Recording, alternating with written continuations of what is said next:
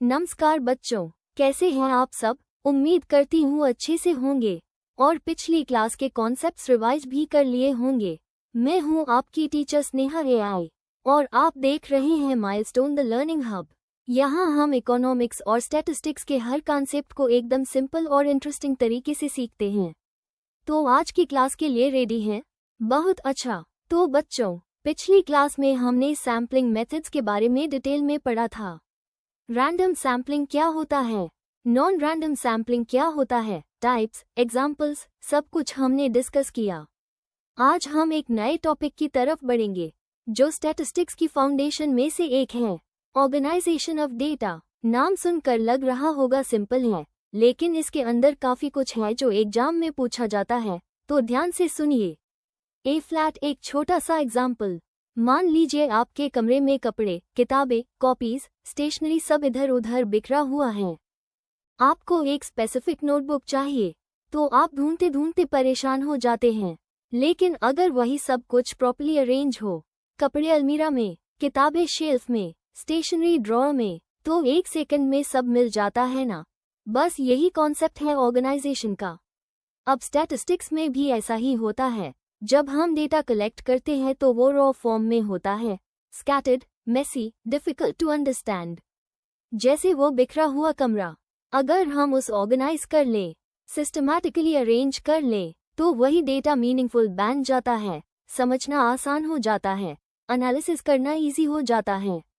तो आज की क्लास में हम सीखेंगे ऑर्गेनाइजेशन ऑफ डेटा क्या होता है, रॉ डाटा क्या होता है, हमें डाटा ऑर्गेनाइज क्यों करना चाहिए, और स्टैटिस्टिकल सीरीज के टाइप्स क्या हैं, individual series, discrete series, continuous series. ये सब हम डिटेल में पढ़ेंगे एग्जाम्पल्स के साथ, एकदम सिंपल भाषा में। तो चलिए आज की क्लास शुरू करते हैं और जानते हैं कि ऑर्गेनाइजेशन ऑफ डेटा आखिर होता क्या है। स्लाइड 2 की तरफ बढ़ते हैं। तो बच्चों, पिछले स्लाइड में हमने एक सिंपल एग्जाम्पल देखा। बिखरे हुए कमरे को अरेंज करने से जो फायदा होता है, वही फायदा डाटा को ऑर्गेनाइज करने से होता है।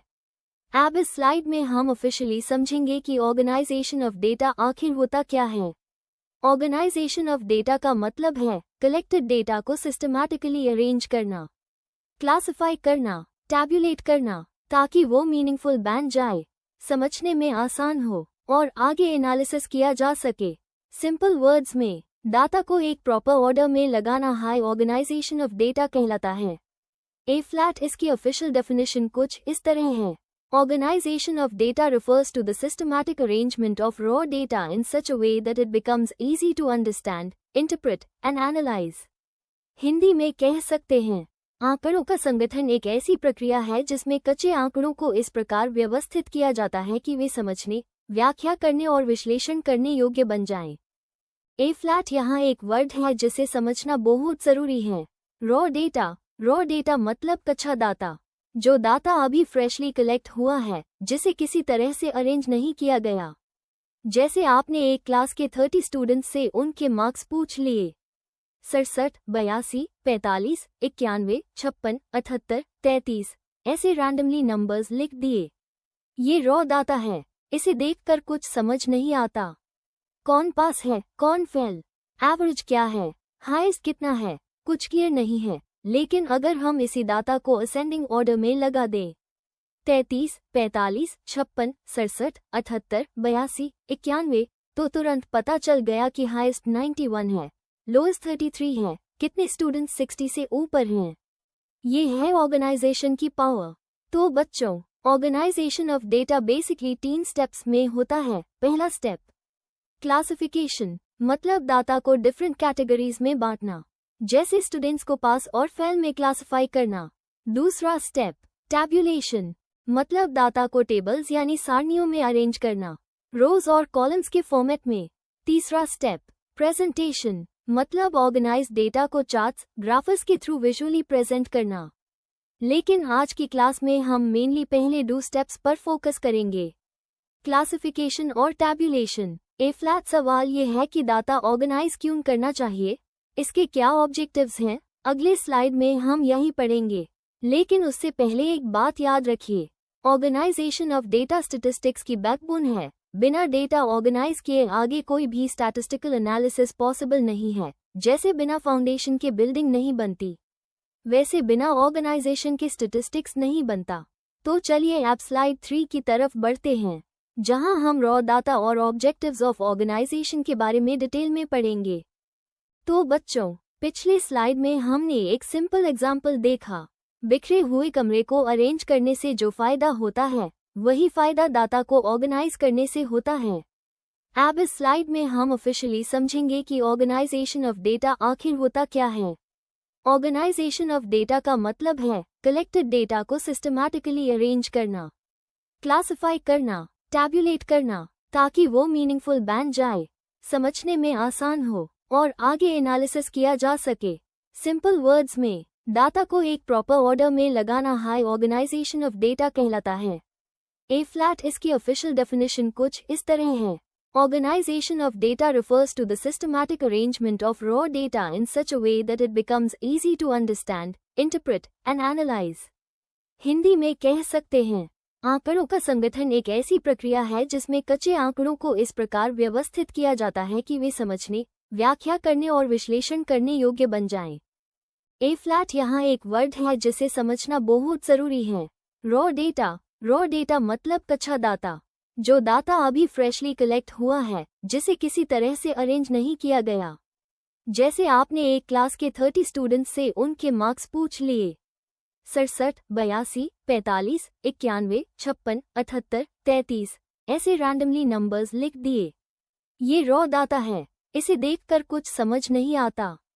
कौन पास है, कौन फेल, एवरेज क्या है, हाईएस्ट कितना है, कुछ क्लियर नहीं है। लेकिन अगर हम इसी डाटा को असेंडिंग ऑर्डर में लगा दें, 33, 45, 56, 67, 78, 82, 91, तो तुरंत पता चल गया कि हाईएस्ट 91 है, लोएस्ट 33 है, कितने स्टूडेंट्स 60 से ऊपर हैं।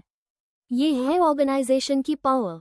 तो बच्चों, organisation of data basically 3 steps में होता है। पहला स्टेप क्लासिफिकेशन, मतलब डाटा को डिफरेंट कैटेगरीज में बांटना, जैसे स्टूडेंट्स को पास और फेल में क्लासिफाई करना। दूसरा स्टेप टैब्यूलेशन, मतलब डाटा को टेबल्स यानी सारणियों में अरेंज करना, रोज और कॉलम्स के फॉर्मेट में। तीसरा स्टेप प्रेजेंटेशन, मतलब ऑर्गेनाइज डेटा को चार्ट्स, ग्राफ्स के थ्रू विजुअली प्रेजेंट करना। लेकिन आज की क्लास में हम मेनली पहले 2 स्टेप्स पर फोकस करेंगे, क्लासिफिकेशन और टैब्यूलेशन। ए फ्लैट सवाल ये है कि डाटा ऑर्गेनाइज क्यों करना चाहिए, इसके क्या ऑब्जेक्टिव्स हैं, अगले स्लाइड में हम यही पढ़ेंगे। लेकिन उससे पहले एक बात याद रखिए, ऑर्गेनाइजेशन ऑफ डेटा स्टैटिस्टिक्स की बैकबोन है। बिना डेटा ऑर्गेनाइज किए आगे कोई भी स्टैटिस्टिकल एनालिसिस पॉसिबल नहीं है। जैसे बिना फाउंडेशन के बिल्डिंग नहीं बनती, वैसे बिना ऑर्गेनाइजेशन के स्टैटिस्टिक्स नहीं बनता। तो चलिए अब स्लाइड 3 की तरफ बढ़ते हैं, जहां हम रॉ डाटा और ऑब्जेक्टिव्स ऑफ ऑर्गेनाइजेशन के बारे में डिटेल में पढ़ेंगे। तो बच्चों, पिछले स्लाइड में हमने रॉ डाटा और ऑब्जेक्टिव्स ऑफ ऑर्गेनाइजेशन को डिटेल में समझा। अब इस स्लाइड में हम टाइप्स ऑफ स्टैटिस्टिकल सीरीज के बारे में पढ़ेंगे। स्टैटिस्टिकल सीरीज मतलब वो फॉर्मेट जिसमें हम डाटा को ऑर्गेनाइज करते हैं। ब्रॉडली 3 टाइप्स की स्टैटिस्टिकल सीरीज होती हैं, इंडिविजुअल सीरीज, डिस्क्रीट सीरीज और कंटिन्यूअस सीरीज। इन तीनों को समझना बहुत जरूरी है क्योंकि आगे जाके मीन, मीडियन, मोड निकालने के फॉर्मूलाज इन्हीं सीरीज के टाइप पर डिपेंड करते हैं। चलिए एक एक करके ओवरव्यू लेते हैं। पहली है इंडिविजुअल सीरीज। इसमें हर एक ऑब्जर्वेशन यानी डेटा वैल्यू को सेपरेटली लिस्ट किया जाता है, जैसे 5 स्टूडेंट्स के मार्क्स 45, 67, 82, 56, 91, बस ऐसे ही एक के बाद एक लिख दिए। इंडिविजुअल सीरीज में फ्रीक्वेंसी नहीं होती, हर वैल्यू यूनिक होती है या रिपीट हो सकती है लेकिन अलग अलग लिखी जाती है। ये सीरीज टैब यूज होती है जब डेटा साइज छोटा हो, 10 to 20 ऑब्जर्वेशंस हो। दूसरी है डिस्क्रीट सीरीज। डिस्क्रीट सीरीज में डाटा को फ्रीक्वेंसी के साथ प्रेजेंट किया जाता है, मतलब एक वैल्यू कितनी बार आई है वो भी लिखा जाता है। जैसे एक क्लास में 20 स्टूडेंट्स के मार्क्स हैं, 45 आया 2 स्टूडेंट्स के, 56 आया 3 स्टूडेंट्स के, 67 आया 5 स्टूडेंट्स के। इसमें हम वैल्यूज को एक कॉलम में लिखते हैं और उनकी फ्रीक्वेंसी दूसरे कॉलम में। डिस्क्रीट सीरीज टैब यूज होती है जब वेरिएबल डिस्क्रीट हो, मतलब ऐसे वेरिएबल्स जो सिर्फ होल नंबर्स ले सकते हैं, जैसे number of children in a family, number of cars in a house hold. ये 1, 2, 3 हो सकते हैं, 1.5 या 2.7 नहीं हो सकते। तीसरी है कंटिन्यूअस सीरीज। कंटिन्यूअस सीरीज में भी फ्रीक्वेंसी होती है लेकिन वैल्यूज इंडिविजुअल नहीं होती, क्लास इंटरवल्स के फॉर्म में होती हैं, जैसे 0 to 10, 10-20, 20, 30, और हर क्लास इंटरवल के सामने फ्रीक्वेंसी होती है कि कितने ऑब्जर्वेशंस उस इंटरवल में आते हैं। कंटिन्यूअस सीरीज टैब यूज होती है जब वेरिएबल कंटिन्यूअस हो, मतलब ऐसे वेरिएबल्स जो कोई भी वैल्यू ले सकते हैं, जैसे हाइट, वेट, इनकम, टेम्परेचर।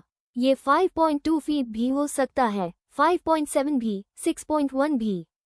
इन्हें इंडिविजुअल वैल्यूज में प्रेजेंट करना मुश्किल है, इसलिए क्लास इंटरवल्स यूज करते हैं। तो बच्चों, तीनों सीरीज का बेसिक डिफरेंस सिंपल है। इंडिविजुअल सीरीज सिर्फ values, no frequency. Discrete series values with frequency, whole numbers. Continuous series class intervals with frequency, any value possible. A flat एक इम्पॉर्टेंट बात एग्जाम में अक्सर पूछा जाता है, distinguish between discrete and continuous series. इसका main difference यही है, डिस्क्रीट में इंडिविजुअल वैल्यूज होती हैं जो होल नंबर्स होती हैं। कंटिन्यूअस में क्लास इंटरवल्स होते हैं क्योंकि वेरिएबल एनी वैल्यू ले सकता है। दूसरा डिफरेंस, डिस्क्रीट सीरीज में वैल्यूज के बीच गैप होता है, जैसे 1 और 2 के बीच कुछ नहीं, लेकिन कंटिन्यूअस सीरीज में वैल्यूज कंटिन्यूअस होती हैं, बीच में इन्फिनिट वैल्यूज पॉसिबल हैं। तो अब आपको तीनों सीरीज का बेसिक ओवरव्यू क्लियर हो गया। अगले 3 स्लाइड्स में हम हर सीरीज को इंडिविजुअली डिटेल में पढ़ेंगे, एग्जाम्पल्स के साथ, ताकि कोई डाउट न रहे। चलिए ऐप स्लाइड 5 की तरफ बढ़ते हैं, जहां हम इंडिविजुअल सीरीज को डिटेल में समझेंगे। तो बच्चों, पिछले स्लाइड में हमने तीनों स्टैटिस्टिकल सीरीज का ओवरव्यू लिया। अब इस स्लाइड में हम पहली सीरीज यानी इंडिविजुअल सीरीज को डिटेल में पढ़ेंगे। इंडिविजुअल सीरीज स्टैटिस्टिक्स की सबसे सिंपल सीरीज है। इसमें डाटा को ऐसे प्रेजेंट किया जाता है जैसा वो कलेक्ट होता है। हर एक ऑब्जर्वेशन अलग अलग लिखी जाती है, एक के बाद एक। कोई ग्रुपिंग नहीं, कोई फ्रीक्वेंसी नहीं। जैसे मान लीजिए आपने 10 स्टूडेंट्स के मैथ्स के मार्क्स पूछे, 56, 72, 45, 88, 63, 91, 34, 78, 69, 52। अब अगर आप इन्हें ऐसे ही एक लिस्ट के फॉर्म में प्रेजेंट कर देते हैं, तो ये इंडिविजुअल सीरीज कहलाएगी। इंडिविजुअल सीरीज की पहचान क्या है? पहला, हर ऑब्जर्वेशन सेपरेटली लिस्टेड होती है। दूसरा, कोई फ्रीक्वेंसी कॉलम नहीं होता। तीसरा, डेटा साइज जनरली छोटा होता है, 10, 20, 30 ऑब्जर्वेशंस। बहुत ज्यादा ऑब्जर्वेशंस हो तो इंडिविजुअल सीरीज यूज करना प्रैक्टिकल नहीं रहता। चौथा, वैल्यूज को असेंडिंग या डिसेंडिंग ऑर्डर में अरेंज किया जा सकता है ताकि देखने में इजी लगे। जैसे मैंने अभी वो मार्क्स रैंडमली दिए थे, उन्हें असेंडिंग ऑर्डर में अरेंज करे तो 34, 45, 52, 56, 63, 69, 72, 78, 88, 91 ये भी इंडिविजुअल सीरीज हाई हैं, बस अरेंज फॉर्म में। ए फ्लैट सवाल ये है कि इंडिविजुअल सीरीज कब यूज की जाती है? 3 सिचुएशंस हैं। पहली, जब डेटा साइज छोटा हो, 30 to 40 ऑब्जर्वेशंस तक इंडिविजुअल सीरीज प्रैक्टिकल है। दूसरी, जब आपको हर एक ऑब्जर्वेशन की इंडिविजुअल आइडेंटिटी मेंटेन करनी हो, जैसे किसी स्पेसिफिक स्टूडेंट के मार्क्स। तीसरी, जब आगे कोई सिंपल स्टैटिस्टिकल एनालिसिस करना हो, जैसे मीन निकालना हो, तो इंडिविजुअल सीरीज में डायरेक्ट फॉर्मूला लग जाता है, सिग्मा x/n। लेकिन अगर डेटा साइज 100 से ऊपर हो, तो इंडिविजुअल सीरीज यूज करना मुश्किल हो जाता है, टेबल्स बहुत लंबी हो जाती हैं, कंपैरिजन मुश्किल हो जाता है। तब हम डिस्क्रीट या कंटिन्यूअस सीरीज यूज करते हैं। इंडिविजुअल सीरीज का एक और इम्पॉर्टेंट फीचर, इसमें वैल्यूज रिपीट हो सकती हैं। जैसे 2 स्टूडेंट्स के 56 मार्क्स आ सकते हैं, लेकिन दोनों को अलग अलग लिखेंगे। हम फ्रीक्वेंसी क्रिएट नहीं करते। यही इंडिविजुअल सीरीज और डिस्क्रीट सीरीज का मेन डिफरेंस है। डिस्क्रीट सीरीज में हम रिपीटेड वैल्यूज को ग्रुप कर देते हैं और फ्रीक्वेंसी लगा देते हैं। इंडिविजुअल सीरीज में हर वैल्यू सेपरेटली लिखी जाती है, चाहे रिपीट हो। तो बच्चों, इंडिविजुअल सीरीज को एक सिंपल एग्जाम्पल से याद रखिए। एक क्लास के 10 स्टूडेंट्स के मार्क्स की बिना किसी ग्रुपिंग के सिंपल लिस्ट। बस यही इंडिविजुअल सीरीज है। अगले स्लाइड में हम डिस्क्रीट सीरीज को डिटेल में पढ़ेंगे, जो इंडिविजुअल सीरीज से थोड़ी एडवांस है लेकिन ज़्यादा यूजफुल है जब डाटा थोड़ा बड़ा हो।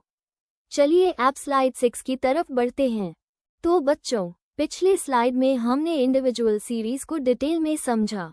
अब इस स्लाइड में हम दूसरी सीरीज यानी डिस्क्रीट सीरीज पढ़ेंगे। डिस्क्रीट सीरीज इंडिविजुअल सीरीज से थोड़ी एडवांस होती है। इसमें हम डाटा को फ्रीक्वेंसी के साथ प्रेजेंट करते हैं, मतलब एक वैल्यू कितनी बार रिपीट हुई है वो भी साथ में लिखते हैं। डिस्क्रीट सीरीज की सबसे बड़ी पहचान ये है कि इसमें 2 कॉलम्स होते हैं। पहला कॉलम होता है वेरिएबल वैल्यूज का, जैसे x। दूसरा कॉलम होता है फ्रीक्वेंसी का, जैसे मान लीजिए एक क्लास में 30 स्टूडेंट्स हैं, उनके मैथ्स के मार्क्स हैं 45 आया 3 स्टूडेंट्स के, 56 आया 5 स्टूडेंट्स के, 67 आया 8 स्टूडेंट्स के, 78 आया 7 स्टूडेंट्स के, 82 आया 4 स्टूडेंट्स के, 91 आया 3 स्टूडेंट्स के। अब अगर हम इसे डिस्क्रीट सीरीज में प्रेजेंट करें तो x कॉलम में लिखेंगे 45, 56, 67, 78, 82, 91 और फ्रीक्वेंसी कॉलम में लिखेंगे 3, 5, 8, 7, 4, 3। बस यही डिस्क्रीट सीरीज है। ए फ्लैट ध्यान देने वाली बात, डिस्क्रीट सीरीज सिर्फ यूएनएचआई वेरिएबल्स के लिए उस होती है जो डिस्क्रीट नेचर के हैं। डिस्क्रीट वेरिएबल्स वो होते हैं जो सिर्फ होल नंबर्स ले सकते हैं, जैसे number of students, number of cars, number of children. ये कभी 2.5 या 3.7 नहीं हो सकते, इसलिए इनकी वैल्यूज क्लियर होती हैं और उन्हें अलग अलग लिख सकते हैं।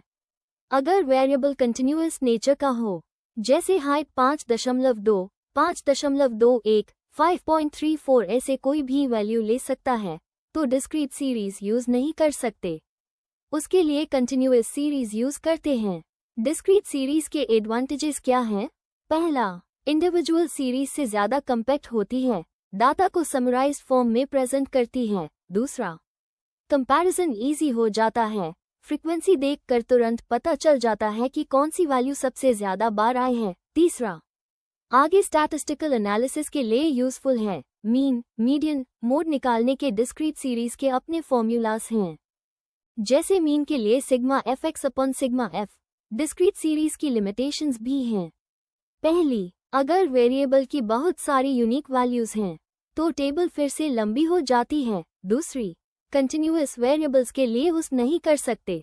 तो बच्चों, डिस्क्रीट सीरीज को एक लाइन में याद रखिए, values with their respective frequencies used for discrete variables.